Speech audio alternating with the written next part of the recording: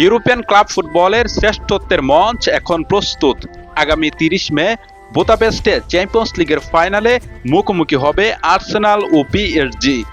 একদিকে বর্তমান চ্যাম্পিয়ন পিএসজির দুরন্তর আক্রমণাত্মক ফুটবল, অন্যদিকে সংগঠিত রক্ষণ ও সেট পিসের শক্তি নিয়ে মিকেল আর্তেতার আর্সেনাল। সব মিলিয়ে এবারের চ্যাম্পিয়ন্স লিগ ফাইনাল হতে যাচ্ছে কৌশল আর মানসিকতার এক রণক্ষেত্র। লুইস এনরিকের পিএসজি এবারও খেলেছে দারুণ ছন্দে। দ্রুত গতির আক্রমণ, মাঝ মাঠের নিয়ন্ত্রণ আর প্রতিপক্ষকে চাপে ফেলে দেওয়ার ক্ষমতা তাদের সবচেয়ে বড় শক্তি। অন্যদিকে আর্সেনাল ফাইনালে উঠেছে ধৈর্য, শৃঙ্খলা আর কঠিন রক্ষণভাগের উপর ভর করে।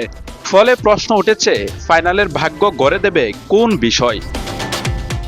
ইউরোপিয়ান ফুটবলের মাঝ মাঠ এখন ট্যাঙ্কের মতো দাপিয়ে বেড়াচ্ছেন ভিতিনিয়া, জোয়াও নেভেস ও ওয়ারেন জোয়ারে এমেরি ক্রোই। তারা পুরো ম্যাচের গতি নিয়ন্ত্রণ করতে পারে। বল দখল, প্রেসিং, দ্রুত পাসিং সহ সবকিছুতেই তারা এগিয়ে। আর্সেনালের সবচেয়ে বড় চ্যালেঞ্জ এখানেই। ডেকলান রাইসকে কি আরো নিচে নেমে খেলতে হবে, নাকি প্রতিপক্ষের মাঝ মাঠে চাপ তৈরি করতে হবে শুরু থেকেই? মার্টিন ওডেগার্ড বা এভিরেচি এজের মতো সৃজনশীল খেলোয়াড়দের রেখে কতটা ঝুঁকি নেবেন আর্তেতা, সেটিও এখন গুরুত্বপূর্ণ প্রশ্ন। গত ২ মৌসুমে বিভিন্ন দল পিএসজিকে থামানোর চেষ্টা করেছে। কেউ কেউ আবার কিছু সময়ের জন্য সফল হয়েছে, কিন্তু পুরো ম্যাচ জুড়ে পিএসজির ছন্দ ভাঙতে পারেনি প্রায় কেউ। পিএসজির আক্রমণ ভাগ যেন বহু মাথাওয়ালা দানব, একজনকে থামালেও অন্য কেউ ম্যাচ ঘুরিয়ে দিতে পারে। তবে আর্সেনালের জন্য সবচেয়ে বড় হুমকি হতে পারেন কাবিচা কাভারাৎসখালিয়া। চলতি মৌসুমে চ্যাম্পিয়ন্স লিগে ১০ গোল ও ৬ অ্যাসিস্ট করা এই জর্জিয়ান উইঙ্গারের গতি, শক্তি আর নিখুঁত ফিনিশিংয়ে যে কোনো রক্ষণ ভেঙে দিতে পারে।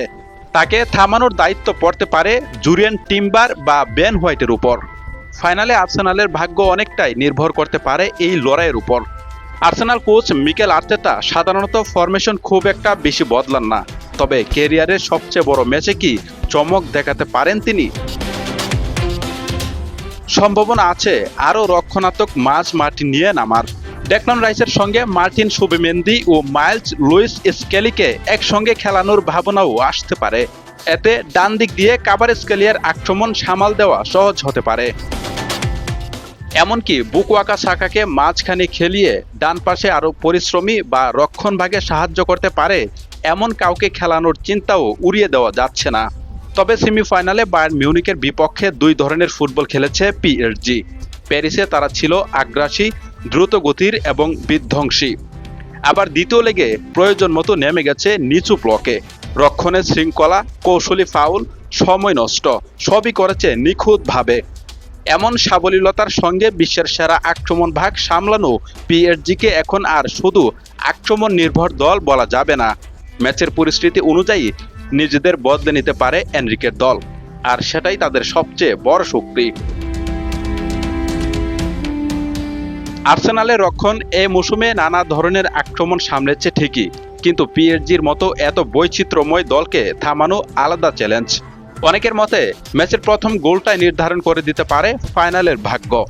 বায়ার্নের বিপক্ষে সেমিফাইনালে শুরুতেই এগিয়ে গিয়ে ম্যাচ পুরোপুরি নিয়ন্ত্রণে নেয় পিএসজি। এরপর প্রতিপক্ষের আক্রমণ খুব সহজেই ঠেকিয়ে দেয় তারা।